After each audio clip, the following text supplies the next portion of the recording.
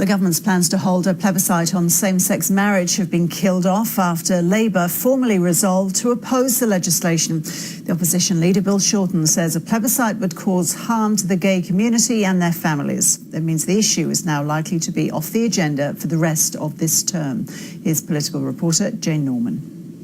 We've released our proposed last-minute positioning. Today is the opportunity for the Labor Party to show that it really does believe in marriage equality. In the face of a seemingly immovable object. I don't think you have to be a genius to work out where the majority of feeling is in the Labor caucus on this. A number of experts. Labor's been wary of the plebiscite plan from the start, and after meetings with the government and offers of compromise, its position has only hardened. We have, I think, most of us increased our level of concern about the potential harm of this plebiscite rather than being reassured.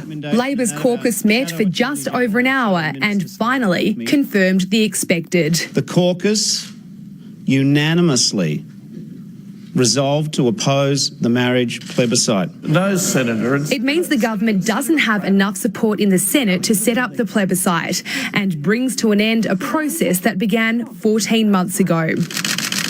Tensions over same-sex marriage were boiling over and a marathon meeting was called to settle the coalition's policy. Roughly 60 backbenchers spoke, roughly 30 front benches spoke.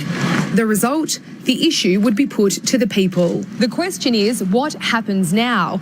Labor will continue to push for a free vote in Parliament, but the government's made it clear there is no plan B. Its policy is to hold a plebiscite, and the internal politics are simply too fraught to change that and risk upsetting the Conservative wing of the party. Marriage is a civil right. One coalition MP has already fired a warning shot to colleagues. The government that I am a part of and will remain a part of is conditional on the fact that the only way that there will be a change to the Marriage Act in this Parliament is a plebiscite. And at this stage, neither is likely to happen. Jane Norman, ABC News, Canberra.